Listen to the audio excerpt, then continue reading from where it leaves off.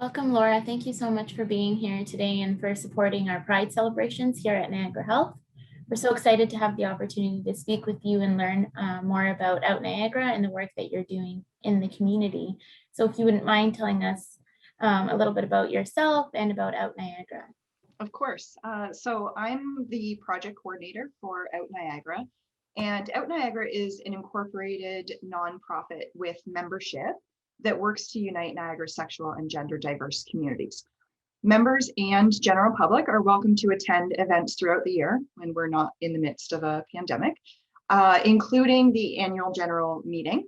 And OUTniagara also undertakes important and necessary advocacy work on various issues of concern to 2S LGBTQ plus communities throughout the year. The other thing about OUTniagara that not a lot of people know is that they have a community fund that people can make donations to, and 100% of the donations go directly into the community fund to help support events for other organizations, as well as occasionally support individuals with the purchase of items like gender affirming supports. In terms of the project that I'm working on, in November of 2020, OUTniagara was awarded nearly $300,000 through a grant from Women and Gender Equality Canada to undertake the project Informed, Inclusive, Indivisible, Collectively Advancing 2S LGBTQ plus equality in Niagara plus. And I always say the title very sort of slowly because it's very long and I'm afraid I'm going to forget part of it. There are 4 pillars to the project that include building organizational and community capacity for OUTniagara. The pillar that's most significant though to the community, I think, in terms of feedback and responses that we'll be looking for is the undertaking of a community strengths and needs assessment, which we're doing in partnership with Wisdom to Action. So to develop the community strengths and needs assessment, we brought together a 20-member advisory committee, which we call Out in Niagara, and they will guide and inform the work that's to be done by Wisdom to Action.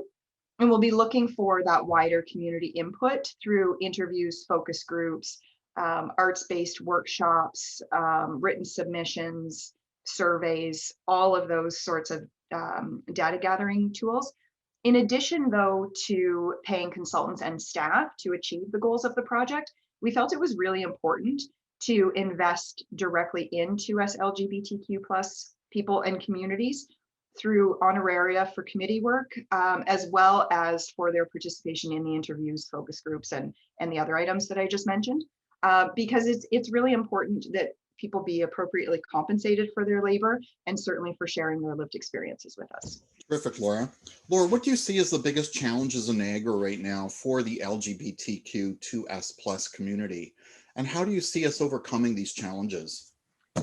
So I think there are many challenges. I think they're very complex. Overcoming homophobia, biphobia, transphobia, anti-Indigenous and anti-Black racism, and really all forms of oppression and stigma, I think it's more than just the rainbow. It's raising flags and painting crosswalks. I think they are important things to do, and I think it's nice symbolism. I think having visual reminders or cues that people exist in the community is important.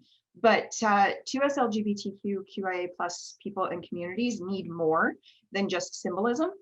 I think words and actions, policy development and inclusion, programs and services that appropriately consider all needs, those are the things that make a true difference.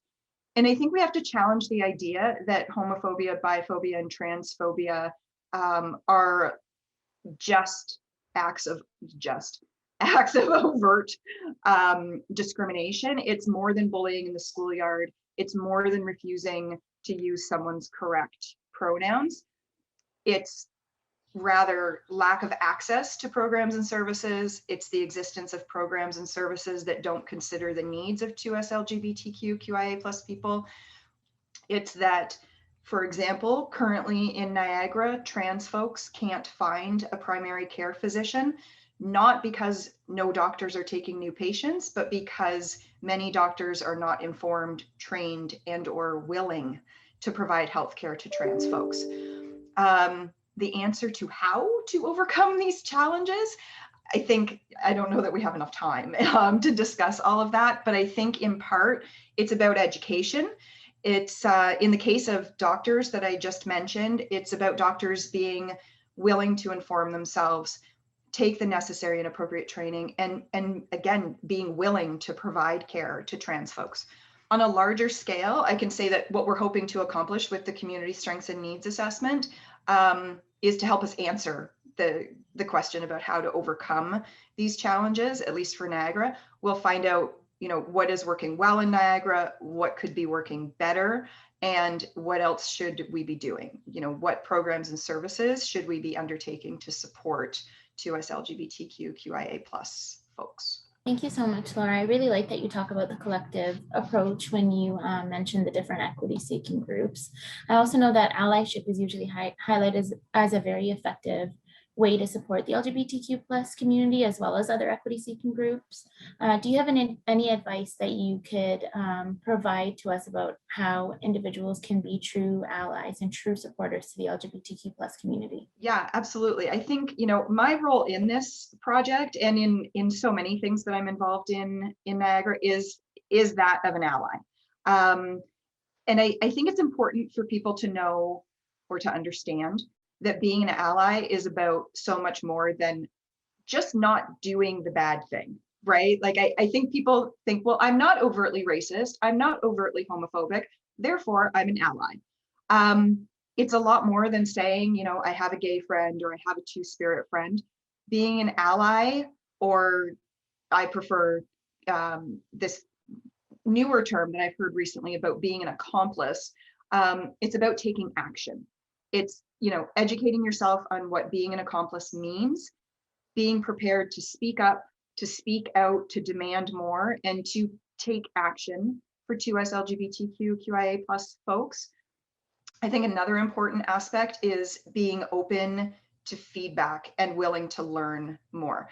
It's definitely difficult to hear, when someone says to me, oh, you could be doing this better in terms of allyship or being an accomplice. That's difficult to hear because I think a lot of us are well-intentioned and we're doing our best.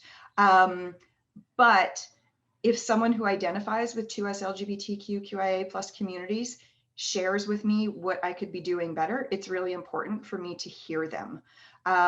And I think for people, if you're receiving this feedback and your immediate feeling is one of defensiveness, then it's time for some self-reflection. So being an ally or an accomplice is about listening to 2S LGBTQIA+ people, believing them. That's a huge one when they tell you what their lived experience is.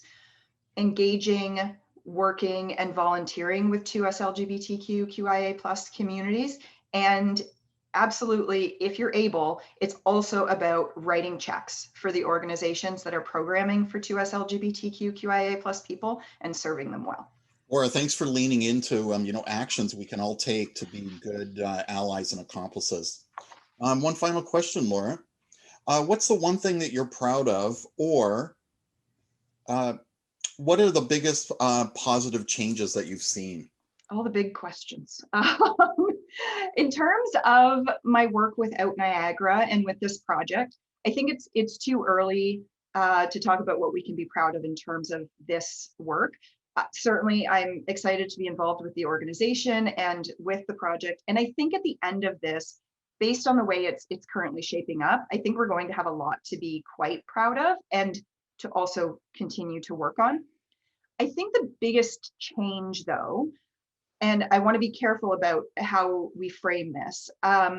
We hear from people in the community, and certainly many of the media interviews that I've done, they say, well, kids today, they have it a lot easier coming out and being who they are.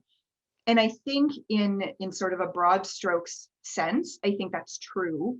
However, what I've always responded with is saying it's easier doesn't mean it's easy, right? We're still seeing kids, young teenagers and younger, they're not supported at home.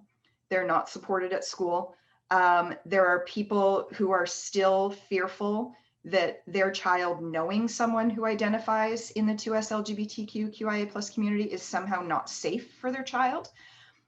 And so I think we are seeing changes, like we are with a lot of equity seeking groups, but there's still a great deal of work to do.